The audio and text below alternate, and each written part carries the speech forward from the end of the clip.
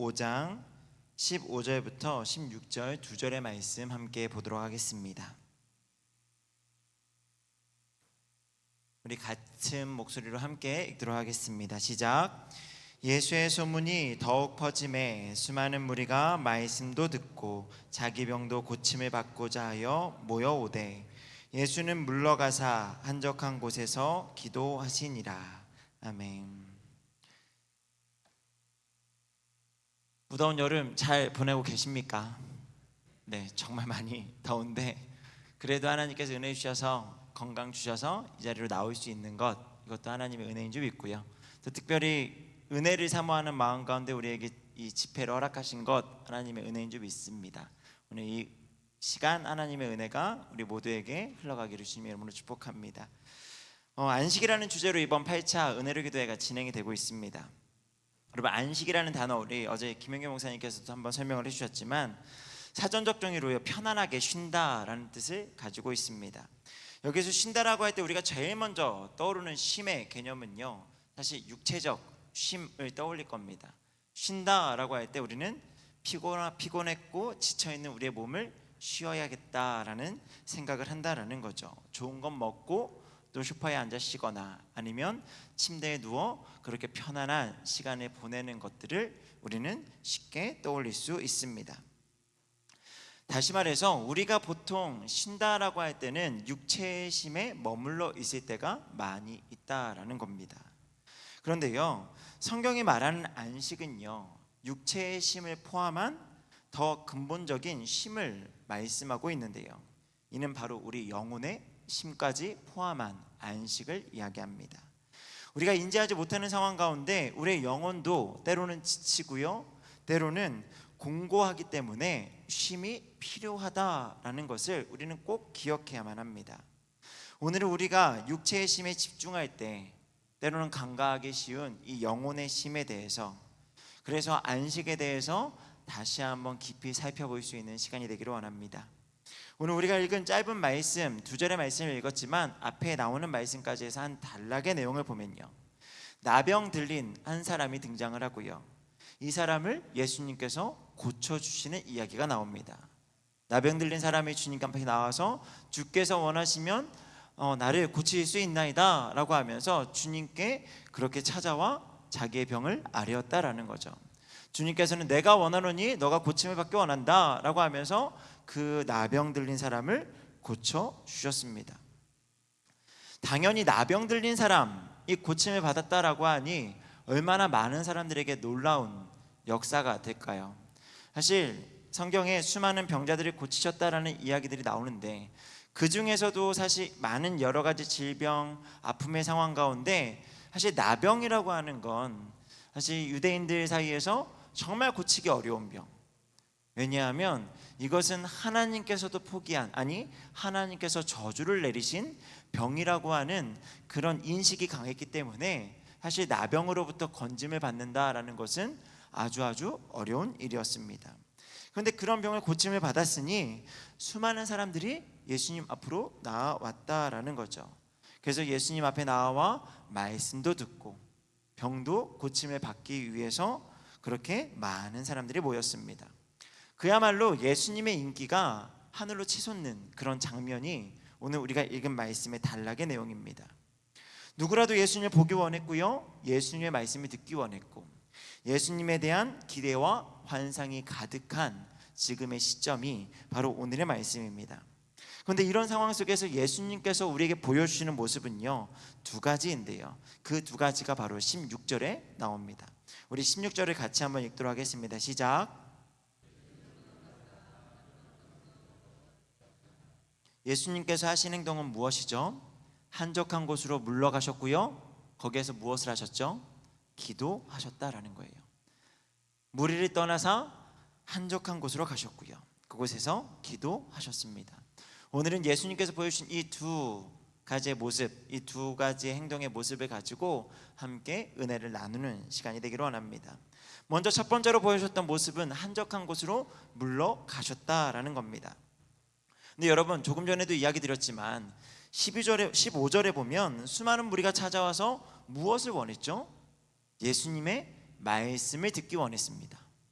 또 예수님 앞에 무엇을 간구하였죠? 병 고침을 받기 원했습니다.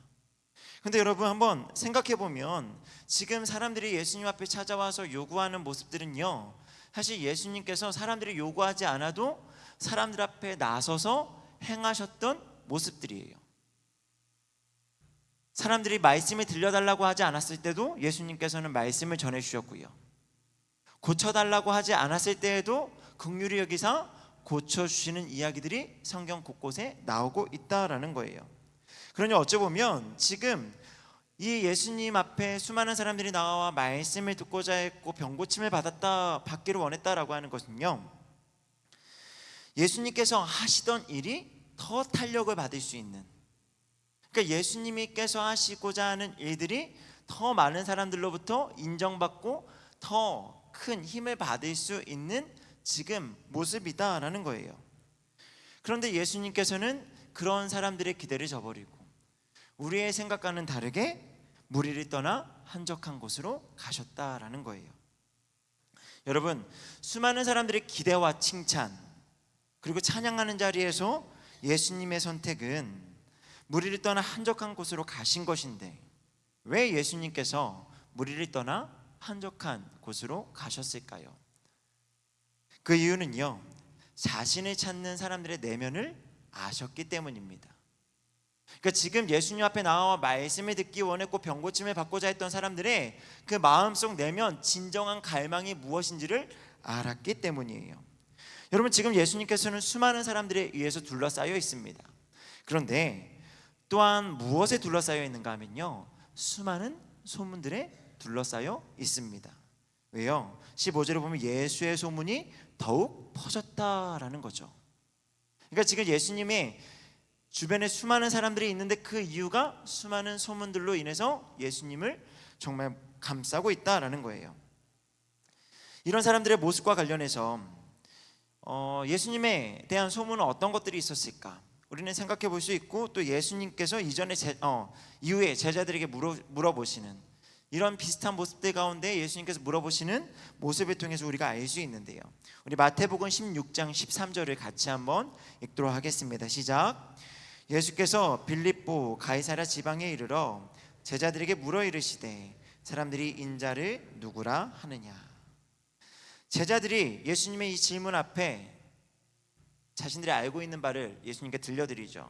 더러는 세례 요한이라고 합니다. 더러는 엘리야라고 합니다. 어떤 사람은 예레미야라고 하고요, 또는 선지자라고 합니다. 여러분, 예수님에 대한 소문이 이것으로 끝이었을까요? 아니요. 그들은 예수님에 대한 큰 환상과 기대를 가지고 있었기 때문에 로마의 압제로부터 우리를 구원시켜줄 자신들이 바라는 메시아라는 것은 기본적으로 있었을 거고요, 병을 잘 고치는 의사라는 소문도 있었을 겁니다. 아니면 정말 어디에서도 들어보지 못한 말씀을 기가 막히게 전하는 랍비, 선생님이라는 소문으로도 그렇게 많이 알려졌을 거다라는 거죠. 자신들이 기대하는 모습들로 예수님은 이런 분이다 라고 하는 수많은 소문들이 꼬리에 꼬리를 물어서 처음에는 하나 둘의 소문이었지만 그 소문들이 무성한 숲을 이루기까지 정말 예수님 주변에 수많은 소문들이 가득해 있다라는 거예요. 그 어떤 소문, 그 어떤 예수님에 대한 이야기를 하는 사람들 가운데 사실 예수님께서 인간 스스로는 절대 해결할 수 없는 죄의 문제를 구원해 주러 오신 하나님의 아들이십니다라는 고백을 하는 사람이 없었습니다. 물론 그러한 이야기 뒤에 너희는 나를 누구라 하느냐라고 이제 물으실 때 베드로가 주는 그리스도시요 살아계신 하나님의 아들이십니다라는 고백을 하긴 하지만, 당장 지금 예수님의 주변에 예수님의 소문을 듣고 모여든 이 사람들의 마음은 그렇지가 않다라는 거죠. 만약 예수님께서 그 자리를 물러나지 않으셨다면 예수님을 자기 마음대로 생각하는 사람들의 생각은요, 아마 더 확장되지 않았을까요? 나병 들린 사람뿐만 아니라 각양각색의 병 들린 사람들을 다 고쳐주시고 막 그렇게 했다라고 한다면 정말 예수님에 대한 소문은 더 크게 번졌으리라 저는 생각을 합니다. 그리고 예수님에 대해서 더 크게 오해할 수도 있다라는 거죠. 그래서 예수님께서는 무리를 떠나 한적한 곳으로 물러가셨다라고 볼 수 있어요. 여러분, 우리는 이런 비슷한 상황에 처했을 때 예수님과는 조금 다른 이유로 물러나야 하는데요, 수많은 사람들이 나를 향해 외치고요, 또 기대하는 소리들로 나 자신을 오해할 수 있기 때문에 우리는 그러한 자리들을 물러나야만 합니다. 여러분, 우리 사람, 인간을요, 사회적 동물이라고 표현을 합니다. 사회와 군중 속에서 자아를 발견하고 그 안에서 삶의 의미를 찾아가는 존재라는 말입니다. 이러한 자기인식은요, 맞는 부분들도 있을 거예요. 그 안에서 나를 발견하고 잘 살아가는 사람들도 있겠지만, 사실 더 많은 사람들이 잘못된 자아를 발견하고 그렇게 자기의 인생을 그릇되게 살아가는 일들이 더 많다라고 봅니다. 주변의 사람들이 나에게 집중해서 내가 누구인지를 정확하게 진단하고 알려주던가요, 내가 아무리 생각해도 너는 이것이 맞는 것 같아 라고 하면서 서로를 걱정해주고 서로를 진단해주고 너는 이런 인생을 사는 것이 맞겠구나, 그렇게 서로에 대한 정말 깊은 이해와 진단 속에 서로를 판단하고 있습니까?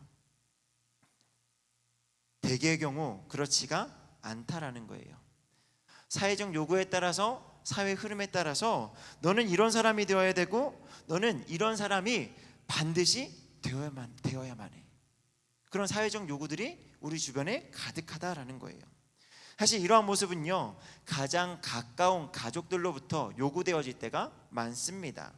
여러분, 자녀에게 부모 자신의 꿈을 투영해서 이런저런 사람이 되기를 바라는 그런 모습들 사실 얼마나 많이 있습니까?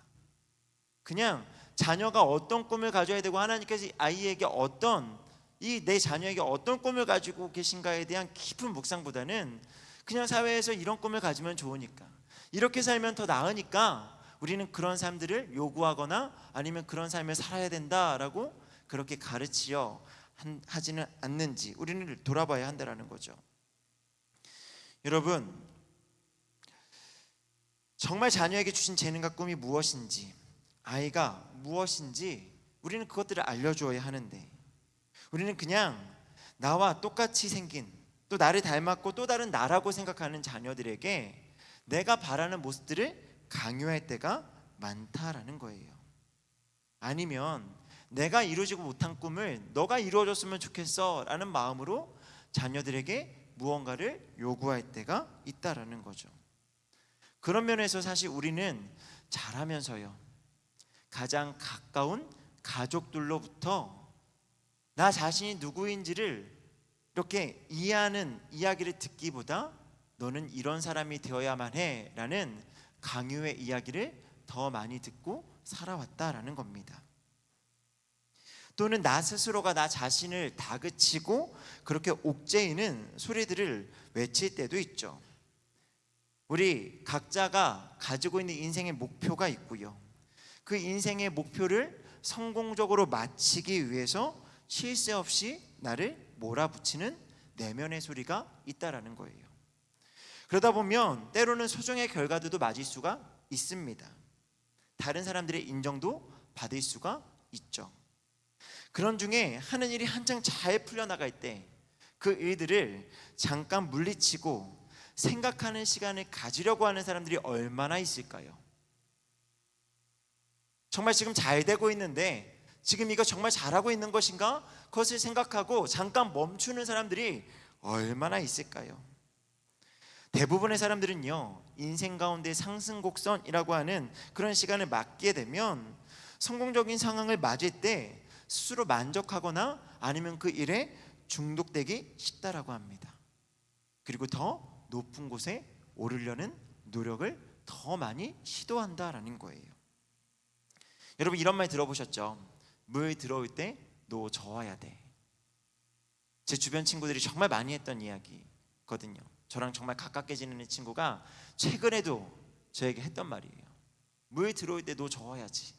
너무나 맞는 말 같은데 물이 들어올 때 노만 저어야 될까요? 생각하는 시간도 가져야 되는데 그냥 뭔가 지금이 때라고 생각을 하면 너무 정신없이 바쁘게 살려고만 하는 그런 모습이 우리 가운데 있는 건 아닐까요? 그래서 잘 되는 상황에서 물러나는 것이 더 어렵다라는 겁니다. 멈춘다라는 것은요, 결코 쉬운 일이 아닙니다. 지난 목요일부터 토요일까지 청년부 수련회를 통해서 진정한 나를 찾고자 하는 그런 주제 가운데 말씀을 나누고 하나님께 집중하는 시간을 가졌습니다. 특별히 매일의 삶이 이어지는 가정, 학교, 일터를 떠나서 한적한 곳으로 떠나는 수련회였기 때문에 이 시간이 제일 적합하다라고 여겼고요. 그래서 이 시간들을 놓고 오랫동안 기도하였고, 우리가 한번 나에게 그동안 요구되어졌던 소리들을 다 뒤로하고 내 안에 경험되어진, 학습되어진 자아가 내는 소리들로부터 우리 벗어나서 우리 한번 진짜 나를 찾아보자 라는 마음을 가지고 수련회를 시작했고, 그렇게 수련회를 마치게 되었습니다. 여러분, 오늘 그러한 은혜가 이 시간에도 임하기를 원합니다. 주님께서 보이신 모습처럼 때로는 무리를 떠나 한적한 곳으로 나아가야 한다라는 거예요. 사람들로부터 들려지는 수많은 소리들, 내 안에 내면에서부터 들려오는 수많은 성공을 갈망하고 나를 계속적으로 부추기는 그런 이야기들에 내 귀를 닫고요, 한적한 곳으로 나아가는 거예요. 그리고 나 자신에 대해서, 그리고 하나님께서 내게 원하시는 인생에 대해서 곰곰이 잠잠히 생각할 수 있는 그런 시간이 우리 가운데 있기를 주님의 이름으로 소망합니다. 예수님께서 우리에게 보여주셨던 두 번째 모습은 무엇이었죠? 기도입니다. 한적한 곳으로 물러나서 기도하셨다라는 거예요. 여러분, 물러나신 이후에 예수님께서 혼자만의 시간을 그냥 단순하게 보내신 것이 아니라 기도하셨다라는 것이 정말 중요합니다. 바쁘고 바쁜 중에도 일상 중에서 지금 밥을 챙겨 먹는 것처럼 지금 그 혼자만의 시간에 다른 여러 가지 여유 있는 시간을 보낼 수도 있고, 그냥 육체의 쉼을 달래는 그런 쉼의 시간을 가질 수도 있는데, 그 혼자만의 그 주어진 시간 가운데 기도하셨다라는 거죠. 복음서 곳곳을 보면요, 예수님께서 바쁜 일상에서뿐만 아니라 중요한 일이 있을 때에도 기도하러 가셨다라는 이야기를 종종 보게 됩니다. 중요한 일들이 참 많았지만 그 중에 몇 가지를 드리자면, 예수님께서 이제 공생애의 사역을 시작하시려고 할 때에 너무나 중요한, 이제 그동안은 부모님의 그늘에서 또 그렇게 가정을 돌보는 그런 사람으로 살아오셨다라고 한다면, 이제는 공생의 3년의 시간을 이제 보내시면서 이 중요한 시간을 앞두고 40일 동안 금식하며 기도하셨다라는 내용이 나오고요. 또한 예수님께 제자들을 그렇게 부르시기 전에, 12명의 제자들이 부르시기 전에 그 중요한 일을 앞두고 기도를 준비하셨다라는 내용들이 나와요. 이런 것을 보면 종합하자면 예수님께서는 일상 가운데에서도 항상 기도로 하나님 앞에 나아가셨고요, 중요한 일을 앞두고도 하나님 앞에 기도하러 나가셨다라는 것을 알 수 있어요. 그렇다면 여러분, 예수님께서는 왜 이렇게 기도하는 시간을 가지셨을까요? 너무 당연한 질문을 제가 드리는 건가요? 예수님이시니까 기도하셔야지, 이게 너무나 당연한 질문일까요? 근데 저는 사실 이 질문이 당연하다라고 생각을 안 해봤거든요. 왜냐하면 여러분, 예수님은 누구시죠? 비록 인간의 몸을 입고 오셨지만 하나님이시잖아요. 이 세상의 모든 것을 창조하실 때 함께 하셨던 성자 하나님이시다라는 거예요. 근데 하나님이 굳이 기도가 필요했을까요? 제가 사실 성경을 처음 읽으면서 정말 잘 모를 때 가졌던 여러 가지 질문 중에 하나가 바로 이거였거든요. 예수님이 왜 기도를 하셔야만 했는가?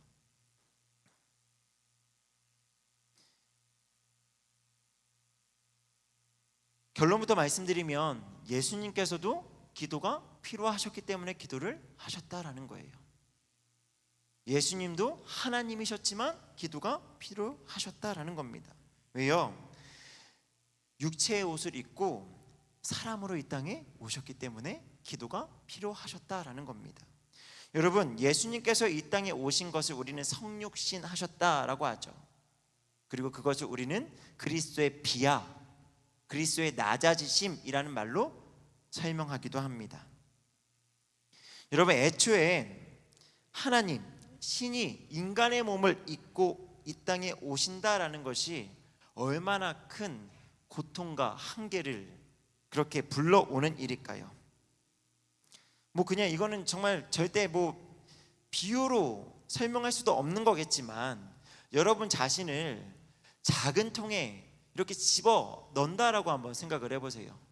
나를 우겨 넣어서 정말 들어갈 수 없는 그 작은 통에 나를 우겨 넣는다라고 한번 생각을 해보세요. 저는 상상을 해보니까 너무 끔찍하더라고요. 뼈를 부러뜨려야 되고 제 뭔가 살을 잘라내야 되고, 뭔가 그렇게 큰 고통 가운데 제가 그 안에 들어간다고 생각하니까 말이 안 되는 거죠. 이런 비유와는 비교할 수도 없을 만큼의 큰 고통과 한계가 바로 이 예수님께서 인간의 몸을 입고 오셨다라고 하는 것, 의미를 포함한다라는 겁니다. 다시 말해서 하나님께서 이 땅에 인간의 몸을 입고 오신 그것이 사실 어찌 보면 예수님께서 이후에 십자가에서 당하신 고난과 죽음과 사실 견줄 만한, 심지어 어떤 학자는 그거보다 더 큰 고통이 이 땅에 인간의 몸을 입고 오신 성육신하신 것이 더 큰 고통일 수도 있을 것이다.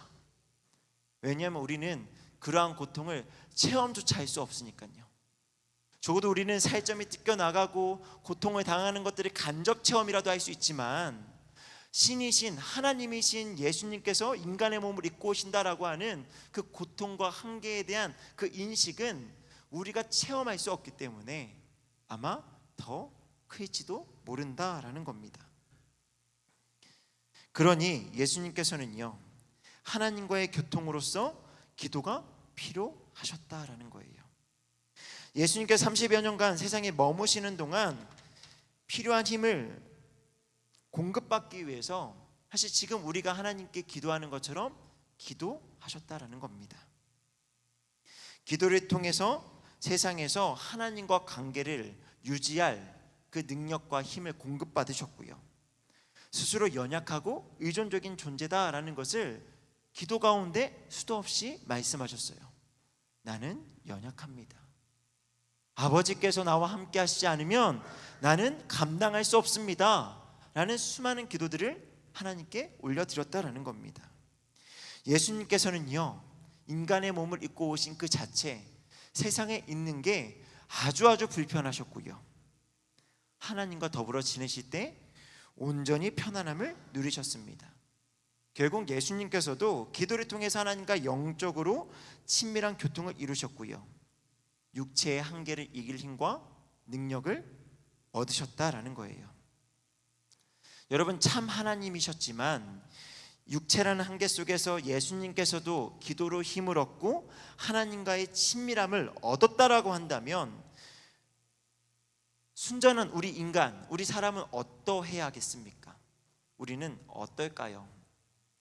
말할 것도 없이 이 기도가 더욱 필요한 존재 아닐까요? 우리가 하나님께 속하였고 하늘의 시민 되었다라고 한다면 우리도 마찬가지로 세상에 있는 게 불편해야만 합니다. 그리고요, 하나님과 더불어 교제하는 시간을 가장 편하게 생각해야 되고요, 그 시간을 통해서 이 땅에서 얻을 수 없는 그 만족과 기쁨을 누려야만 해요. 우리의 영혼이 지치고 공고할 때에 이 기도라는 시간을 통해서 우리는 회복을 경험해야 한다라는 겁니다. 여러분, 그런데 우리는 이 기도를 지나치게 내가 바라는 것을 이루는 수단으로서 이해할 때가 많습니다. 하지만 여러분, 기도를 통해서 얻을 수 있는 가장 큰 유익은요, 기도의 응답이 아닙니다. 기도를 통해서 얻을 수 있는 가장 큰 유익은 하나님과의 친밀함이에요. 나를 지으신 하나님, 또 내 기도를 들으시는 그 하나님과 더불어 교제하는 그 친밀함, 이것이 기도를 통해서 얻을 수 있는 가장 큰 유익이다라는 거죠. 우리가 기도를 통해서 응답을 받고 상황이 변화되어지는 상황적 변화가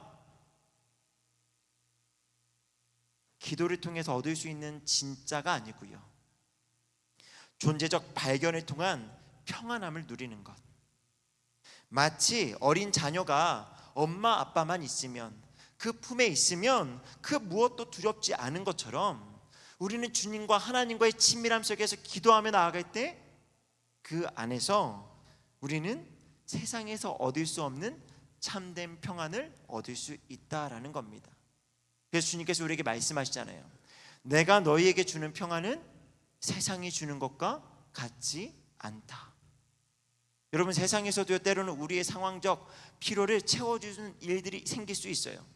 누군가의 도움을 받을 수 있고요, 그냥 기가 막히게 어떻게 변화되어서 내 문제 상황을 극복할 수도 있습니다. 그런데 주님으로부터 오는 평안은요, 그 상황이 변하지 않을지라도 주님과의 그 관계, 하나님과의 그 관계에서 오는 그 친밀함, 그 안에서 오는 참된 평안이다라는 거예요. 여러분, 이것이 기도입니다. 이때 얻는 평안이 바로 우리 영혼의 쉼, 안식을 이야기합니다. 그래서 우리가 드리는 기도의 반복 중에요, 침묵하는 시간도 꼭 포함시키기를 소망합니다. 보통 우리의 기도는 우리가 바라는 것들 이야기하는 것이 기도라 생각할 때가 많죠. 이것이 기도입니다. 우리의 입을 쉬지 않고 주님 앞에 고백하며 무언가를 이야기 드리는 것, 이것이 기도라고 생각을 하지만 사실 기도 안에는요, 우리가 침묵하는 시간도 포함되어야 한다는 거예요. 내가 기도하고 하나님께서는 나의 기도를 어떻게 들으실까? 하나님께 내게 무엇을 바라실까? 이런 침묵하는 시간을 통해서 그런 묵상하는 시간들을 가져야 한다는 거죠. 여기서 침묵은요, 단순히 입을 다물고 있는 것을 의미하는 것이 아닙니다. 우리 내면까지 침묵하는 것을 말해요. 근데 우리 내면이 어떠한가? 시편 66편 18절에 이렇게 말씀하고 있는데, 우리 같이 한번 읽도록 하겠습니다. 시작. 내가 나의 마음에 죄악을 품었더라면 주께서 듣지 아니하시리라. 여러분, 우리 마음에, 우리 내면에 죄악을 품고 있다라고 한다면 그 기도를 하나님께서 듣지 않으신다 말씀하세요. 그러니까 우리는 우리의 내면, 우리의 마음까지도 침묵해야 되죠. 비록 입으로 말하지 않더라도 우리 안에서 때로는 욕망의 소리 지르고 있고요, 적대감과 원망, 또 하나님을 향한 불신이 우리 안에 계속 소리를 외치고 있을 때에 그런 것들을 침묵으로 잠재워야 한다는 거예요. 그것들을 내몰아야 한다는 겁니다. 마음의 욕심을 비우고요, 가난한 마음으로 주님의 말씀을 듣고자 하는, 주님의 뜻을 알고자 하는 그 마음 가운데 기도하는 훈련이 있어야 한다는 거예요. 그럴 때 비로소 우리는 진정한 영혼의 쉼과 안식을 누리게 될 줄 믿습니다. 이제 말씀을 정리하면서 같이 적용과 결론의 말씀을 나누고자 하는데요, 예수님의 고독과 침묵은 곧 기도의 시간이었습니다. 육신의 한계를 인정하는 시간이었고요, 영혼의 회복이 일어나는 시간이었습니다. 세상의 소리들을 비우는 시간, 그리고 하나님의 뜻을 묻고 듣는 시간이었습니다. 그러한 고독과 침묵과 기도를 통해 예수님은 하나님의 뜻에 일치하는 삶을 살 수 있었고요, 그래서 예수님의 사역의 시작은 광야에서 40일 동안 금식하며 기도하는 것으로 우리에게 소개되어졌고, 예수님의 사역이 마쳐질 때에 감람산에서 그렇게 핏방울이 땀방울이 핏방울이 되기까지 그렇게 열심으로 기도하시는 것으로 우리에게 알려주고 계시죠. 결국 이 기도를 통해서 진정한 영혼의 안식을 얻으셨고요, 인간의 몸을 입고 오신 한계의 상황 속에서 맡으신 사명을 감당할 수 있는 힘과 능력을 얻으신 줄 믿습니다. 여러분, 이 시간 저와 여러분 모두가 육체의 힘에만 집중할 것이 아니라 영혼의 힘에 대해서 더 깊이 간구하는 우리가 되기를 소망합니다. 그래서 무리를 떠나 한적한 곳으로 나아가고자 하는 결단이 있기를 바랍니다. 감사한 것은 그러한 결단의 모습 중 하나가 지금 이 시간 모인 것이 아닐까요? 사실 이 저녁 8시에 모인다는 것이 얼마나 피곤하고 바쁘고 분주한 시간인가요? 그럼에도 정말 감사한 것은 우리가 사모하는 마음 가운데 이 자리에 나온 것, 이것이 어찌 보면 주님 앞에 우리가 영혼의 힘을 바라며 나온 결단의 모습으로 저는 이해하게 됩니다. 여러분, 이렇게 나오는 것처럼 우리의 삶의 자리에서 더 많이 결단하고 더 많이 작정하여서 한적한 곳으로 나아가 주님께 기도할 수 있는 저 여러분 되기를 소망합니다. 그래서 주님께서 우리의 영을 회복시키시고 힘을 주실 때 우리에게 주신 그 사명을 끝까지 완수할 수 있는 우리가 되기를 소망합니다. 여러분, 우리가 왜 쉬어야 할까요?